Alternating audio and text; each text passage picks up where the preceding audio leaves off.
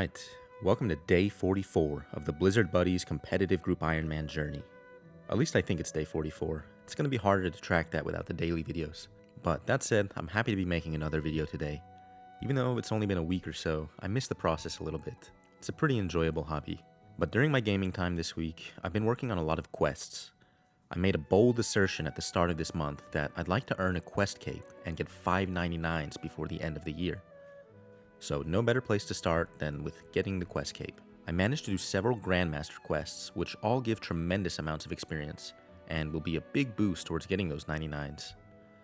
Once I have the quest cape, I'll also finally be able to clean my bank, since I won't have to worry about holding onto miscellaneous items that may or may not be useful for quests. Since I brought up wanting to get 99s this month, I have a few skills on my shortlist for what I'd like to be my first 99. I've thought of Invention as something of a counterpart to my main Ironman's untrimmed archaeology cape, which I think is a reasonably impressive first 99 to get on an Ironman. But recently I've also had some motivation to pursue the untrimmed agility cape, because I like the blue color and it might go better with some future fashionscape than the yellow Invention cape. I'll have to keep thinking about it as I make more progress, but let me know in the comments, what is your favorite untrimmed skill cape? Enjoy the clips today. Here comes a nice fire making level. 69 fire making. I'm working towards the Lord of Vampyrium quest requirements. And there is 70 fire making, another nice little milestone. Alright, this is the big one. Here comes 80 crafting, and that's going to be the final requirement I need to get Invention unlocked. So that is huge. A lot of things we can do at this level. We can upgrade my bowl at the Tears of Guthix. Can craft all of these new items, but the most exciting one, without a doubt, is getting Invention unlocked.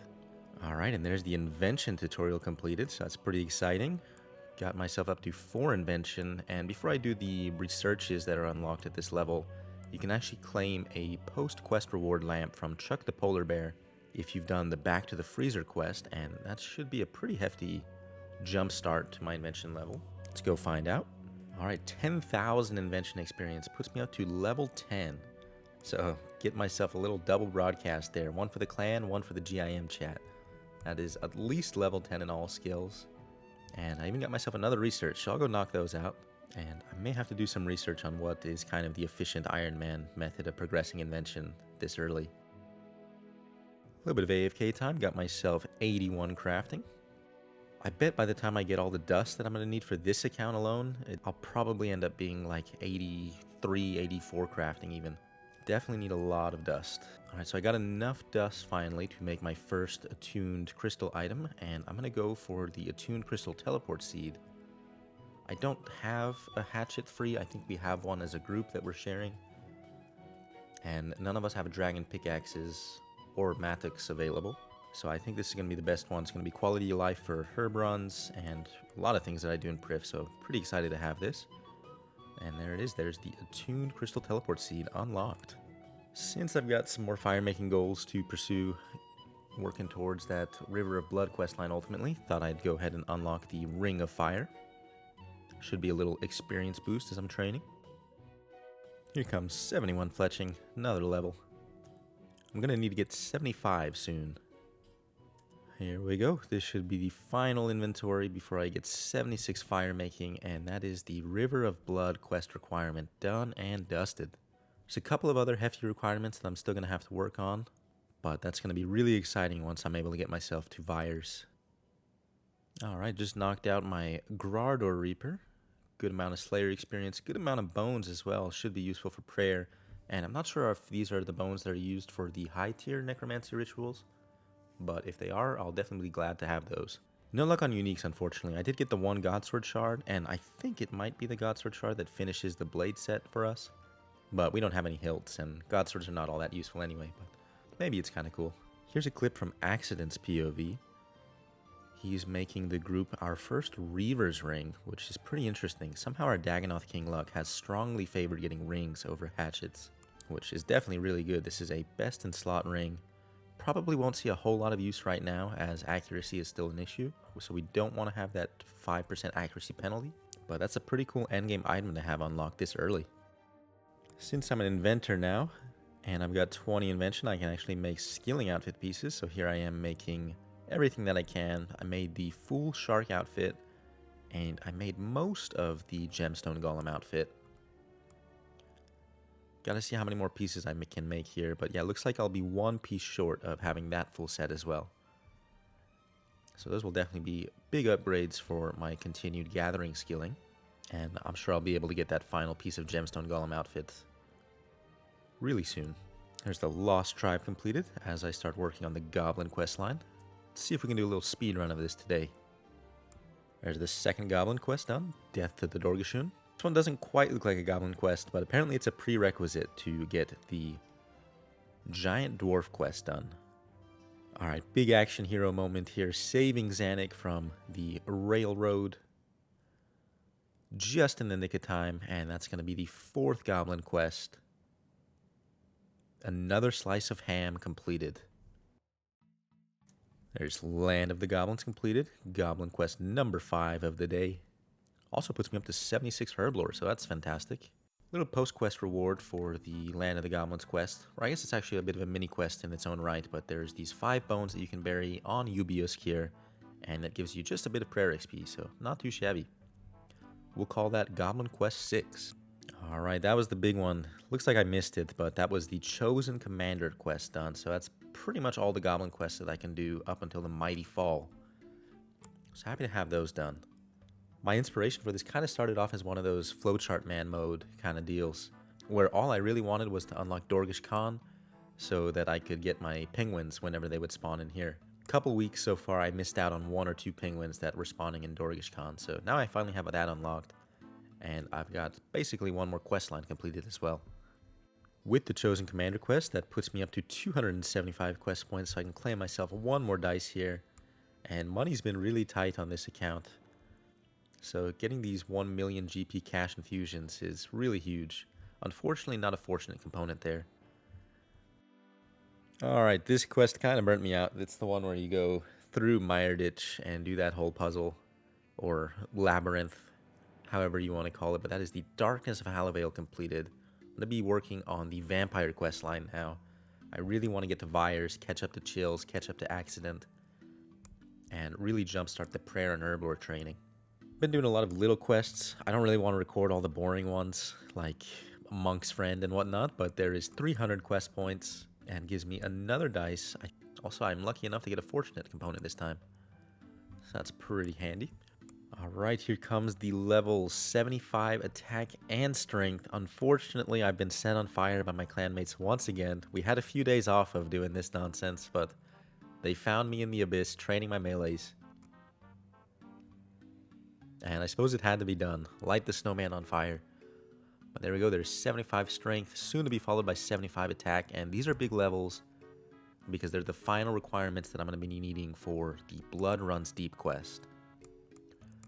And that is famously a quest that gives a ton of prayer experience, so I'm really excited for that. It's also a requirement for the Lord of Vampyrium quest. Alright, Blood Runs Deep is completed. It's a pretty fun quest. I like the combat in that quest. I don't really love the escort section with King Vargas, but the rest of it was pretty fun. Now that it's done though, I can come talk to the chieftain and come claim some big prayer experience. There's 150k, puts me up to 77 prayer, and I can do this 2 more times. So here we go, here comes the second one. It's going to put me up to 78 prayer. And the last one, I think, is going to put me up to 79 prayer, so that'll put us just 1 level shy of the Light Within requirement. Yeah, that is a fantastic quest to get done. You used to have to do the hard Fremenic diaries for this quest, but interestingly enough, you don't have to do that anymore. I'd still like to get those done eventually too. It's good to get all the diary rewards done, but since I didn't explicitly have to do it for this quest, I'm going to be able to put that on the back burner for a little while. I think this quest is going to be interesting. I've never done this before. I've always saved the Zeal reward for the Jad pet, but I have no ambition of going for an insane final boss on this account. So we're just going to put all the Zeal into prayer and see how much experience that gives. 190,000 experience just about. That is crazy. Alright, so that puts me up to 80 prayer, one of the levels for the Light Within. Yeah, I think that was definitely really worth it. I think there's just no chance that the 4 of us are going to want to go for Insane Final Boss or Golden Reaper or anything like that, so I don't feel like this was a waste of my Zeal. Here comes another milestone. Here's 80 Thieving. This might be another skill that I'll have to consider going for the untrimmed skill cape. I do like the purple. Pretty big milestone just at the harps. Still gathering dust, which is kind of crazy to say, but there's 85 crafting, and that comes with a lot of big unlocks. This is an exciting quest reward. This is the Temple at Senestin, so that's going to unlock ancient curses for my account. Unfortunately, they're not going to be useful for quite a while, probably not until I get Soul Split. Yeah, that is exciting. I'm going to keep using normal prayers until I do unlock Soul Split. But it's going to be nice to know that I have the quest done.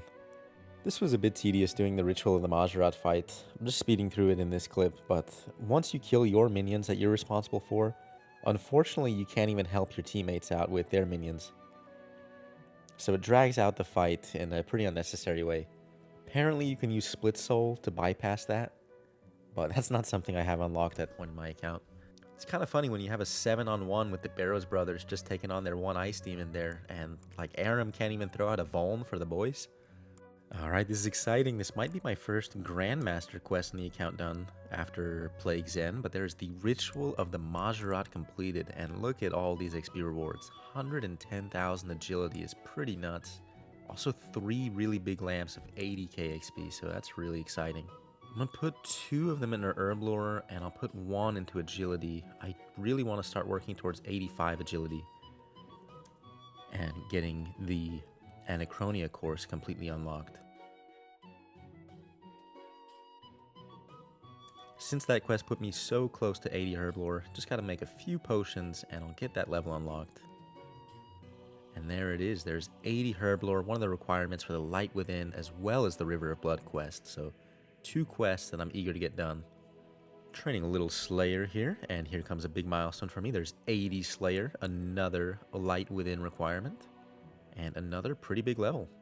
It says you unlock Revenants, but I'm not exactly sure what they mean by that, since you can kill Revenants at any point without Slayer. I already have maybe 100 or 200 Revenant KC on this account. I've been getting so many exciting quests done lately, I'm really happy with this, but here is Fate of the Gods, another quest that gives a ton of experience, especially in combat skills. Get myself a Summoning level and a Slayer level from that. And it's also a big prerequisite quest for things like Fliske's Endgame, Children of Ma, and several of the other really big, important quests for XP rewards. So very happy to get that done. Fate of the Gods put me pretty close to 80 agility, so I'm just knocking that out on the Serenity posts here. And that's a big level for a couple reasons. One is the Light Within requirement, and 2, I can boost with a Summer Pie to start completing the Anachronia course. It's time to train some Hunter. And where better to do that than at the Whirligigs. Here I am getting 70 Hunter, doing a new trick with this interface here. If you open the titles interface, your character will never actually move even if you misclick on the Whirligigs. So that's pretty convenient. My screen's a little bit small as a laptop player, so it kind of takes up more of the screen than I would like it to, but seems to be a pretty good trick. Alright, this is an exciting level for me. Here's 75 Hunter. Been doing this for the last little while. And now I can finally stop doing the Whirligigs as I've unlocked Big Game Hunter. I do need to get 1 more Hunter level for the Lord of Vampyrium. But instead of doing that here, I'm going to go straight to Big Game Hunter, hope to get some Maddox, and definitely get that level. Alright, I've done Big Game Hunter for about an hour now. I've done the 3 creatures, still got 1 or 2 more hunts available on this Scimitops. But there is 76 Hunter, which is the requirement for the Lord of Vampyrium. And now I have all the levels required for that, so I'm pretty excited. Unfortunately, I did not get lucky on the Matic, but we'll be having to do plenty of Big Game Hunter in the future, so not too worried about that. So the new 110 woodcutting and fletching update is coming out tomorrow, and just in case they change any kind of XP rates with some of the mid-level training methods, notably these broad arrows, I'm going to get them done tonight. That way, if for any reason they got nerfed, I will have the peace of mind knowing that I got my full XP worth out of them. I'm sure it won't happen, but that's just the paranoia you have with this game sometimes. Anyway, there is 80 fletching coming in, so that's a nice big level. Also, shout out to Base Tank. Didn't know you started in Ironman. Minor RWT.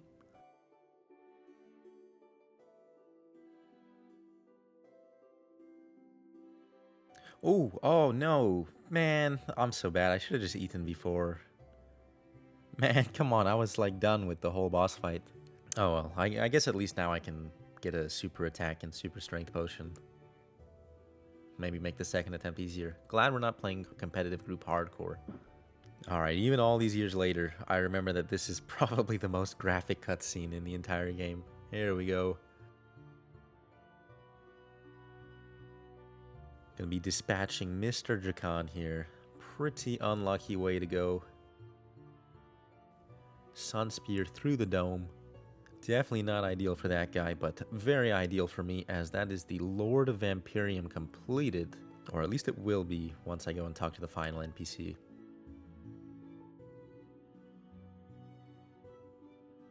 And there we go. Lord of Vampyrium is completed officially. So I'm going to get a ton of experience from the tome. A lot of good rewards. Puts me up to 80 construction as well, so that's pretty cool. And that is the penultimate quest in the Vampire quest line. I got to get a few of my combat stats up to 78, notably attack and range, so that way I'll be able to wield the Sun Spear. So I'll have to train those soon, and once I get those done, I'll unlock one of the most important quests on an Ironman, and probably one of the best training methods in the game for any account in Firewatch. So really excited for that. I'm going to have to decide where I put this lamp. I'm leaning towards agility, which might be controversial as an Ironman. Of course, everyone always is talking about putting your lamps on herblore. But since we're playing group Ironman and I do want to get the journey achievements done, I've kind of got my sights set on completing the tier 10 requirement, which will involve getting 90 agility. So anything that I can do to speed that up and help my team out will probably be worth it. That's going to be where I call it a video for today. I'm about 2 episodes behind worth of progression, but we're still ending as the rank 1 team overall in the game. And once I get a little bit more free time, I'll be able to knock out those couple of episodes and fully get the series back up to date. But this is the busiest month of the year for me, so just prioritizing that over this game. Fun as it may be, if you have been enjoying keeping up with our rank 1 competitive group Ironman journey, please be sure to subscribe to my channel, as I'll be making regular videos documenting our progress for the next little while. It's a bit of a stretch, but I'm hoping to be able to hit 5,000 subscribers by the end of the year. That really motivates me to keep making these videos, so please double check if you are subscribed. It's free and only takes a second. Thanks for watching, and see you soon.